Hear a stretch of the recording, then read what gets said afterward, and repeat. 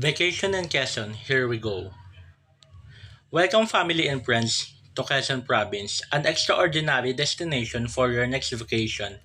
Let's embark on a journey to discover the beauty and wonders that awaits here. Go to the famous places, digging into the delicacies. Going to the famous places, visiting historical places. The minor basilica of St. Michael the Archangel is a remarkable example of colonial architecture in the Philippines. Lucban Church, a historic Roman Catholic church with stunning architecture located in Lucban town. Exploring beaches and resort. Katanawan Cove Resort is a charming beachfront resort located in the town of Katanawan in Quezon Province, Philippines.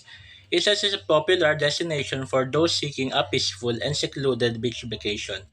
Villa Elizabeth Beach Resort is a picturesque beachfront resort located in the town of Lucena in Quezon Province, Philippines. It is a popular destination for those seeking a quiet and relaxing getaway on a beach. Best in accommodating large to rest. Immerse yourself in the enchanting atmosphere of Sam Karal Restaurant and Garden Resort, where fine dining meets natural serenity.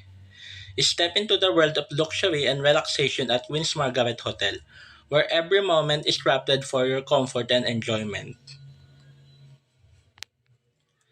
Digging into the delicacies, must try traditional food.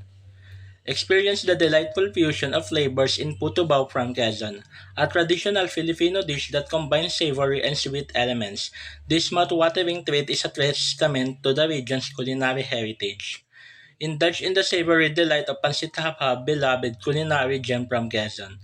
This mouth-watering dish is a testament to the rich culinary heritage of the region, featuring tender noodles and flavorful ingredients that will leave craving for more. Famous delicacies to take home. Indulge in the delightful browas delicacies of Quezon. These mouth-watering treats are a testament to the creativity and passion of local chefs, featuring a delicious combination of savory fillings and crispy bread. Lokban Longanisa is one of the first cuisine that come to mind when people think about Quezon province. Even though many other provinces in the Philippines serve longanisa, Lokban's version is special due to its garlicky and savory flavor. Quezon Province is not just a destination, it's an experience. We hope to see you in Quezon Province, where every visit feels like coming home.